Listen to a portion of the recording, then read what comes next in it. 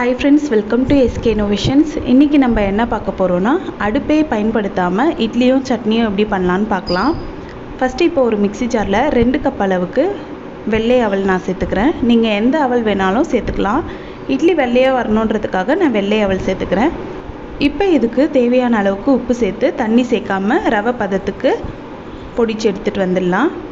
இப்போ பாத்தீங்கன்னா இது ஒரு பவுலுக்கு மாத்தியாச்சு. பாருங்க எந்த கன்சிஸ்டன்சில இருக்குன்னு இந்த மாதிரி பார்த்துக்கோங்க. ரொம்ப ஃபைனாக அரைக்க வேண்டாம். அடுத்து இதில் 2 கப் அளவுக்கு அவலுக்கு 2 கப் அளவுக்கு தேங்காய் பால் சேர்த்துக்கலாம். தேங்காய் பால் ரொம்ப தண்ணியாக சேர்த்துட வேண்டாம், ஓரளவுக்கு திக்காக இருக்கிற மாதிரி பார்த்துக்கோங்க. ஃபஸ்ட்டு நான் இப்போது 2 கப் அளவுக்கு தேங்காய் பால் சேர்த்து நல்லா மிக்ஸ் பண்ணி விட்டுக்கிறேன். நிறைய இருக்குதுன்னு நினைக்க வேண்டாம். இப்போ பாருங்கள், நல்லா மிக்ஸ் பண்ணும்போது இது ஃபுல்லாகவே இந்த தேங்காய் பால் ஃபுல்லாகவே இந்த அவல் அப்சர்வ் பண்ணிக்கும்.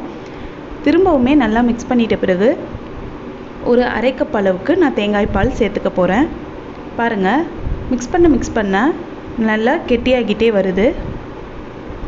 இது ரொம்ப கெட்டியாக இருந்தால் இட்லி ரொம்ப டைட்டாக இருக்க மாதிரி இருக்கும், அதுவும் கெட்டியாக இருக்கும், ரொம்ப சாஃப்டாக இருக்காது. அதனால் திரும்பவுமே ஒரு அரை கப் அளவுக்கு தேங்காய் பால் சேர்த்து நல்லா மிக்ஸ் பண்ணி விட்டுக்கலாம். இப்போ நல்லா மிக்ஸ் பண்ணிவிட்டு உங்களுக்கு காட்டுறேன் பாருங்கள். இந்த கன்சிஸ்டன்சி இருந்தால் போதும். இப்போ ஒரு இட்லி பிளேட்டில் எண்ணெய்லாம் எதுவுமே தடவலை, அப்படியே நம்ம இந்த மாவை ஒரு ஸ்பூன் அளவுக்கு வச்சிடுறேன்.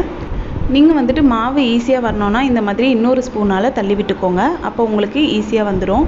இப்போ இதை இட்லி ஷேப்க்கு நம்ம கொண்டு வரதுக்கு ஒரு ஸ்பூனில் லைட்டாக தேங்காய் பாலோ இல்லாட்டி தண்ணியோ நனைச்சிட்டு இந்த மாதிரி நீங்கள் ஷேப் பண்ணி விட்டுக்கோங்க. ஒரு தடவை நீங்கள் நனைச்சி விட்டாலே போதும். ஒவ்வொரு இட்லிக்கும் ஸ்பூனை நனைச்சிட்டு இந்த மாதிரி நீங்கள் ஷேப் பண்ணி விட்டுக்கலாம்.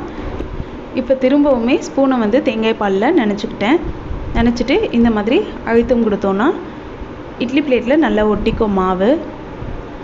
இது செய்யறதுக்கு ஒரு 15 நிமிஷம் இருந்தாலே போதும். இந்த இட்லி செய்து முடிச்சிடலாம்.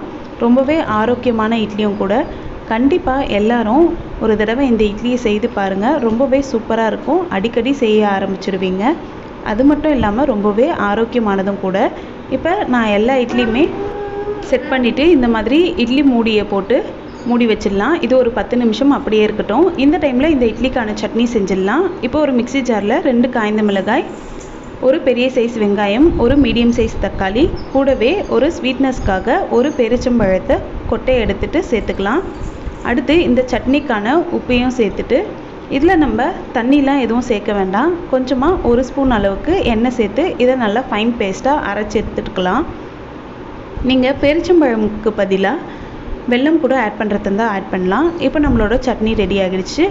இப்போ 10 நிமிஷமும் ஆகிடுச்சு. நம்ம இட்லி பிளேட்டை ஓப்பன் பண்ணி பார்க்கலாம். பார்த்திங்கன்னா நம்மளோட இட்லி சூப்பராக செட் ஆகிடுச்சு. பாருங்கள், எடுக்கிறதுக்கும் ரொம்பவே ஈஸியாக இருக்கும். ஒருவேளை நீங்கள் தண்ணி, அதாவது தேங்காய் பால் அதிகமாக ஊற்றிட்டிங்கன்னா ஒரு துணியில் இட்லி ஊற்றி வைங்க. இட்லி பிளேட் மேலே ஒரு துணி வச்சுட்டு அதுக்கப்புறம் இட்லி செட் பண்ணி வச்சிங்கன்னா எக்ஸ்ட்ரா இருக்க தேங்காய் பாலை துணி அப்சர்வ் பண்ணிக்கும். இப்போ நம்மளோட இட்லி எல்லாம் எடுத்தாச்சு. அடுத்து நம்ம ரெடி பண்ணி வச்ச சட்னியோட சர்வ் பண்ண வேண்டியது தான். இப்போ இந்த இட்லியை பிட்டு காட்டுறோம் பாருங்கள்.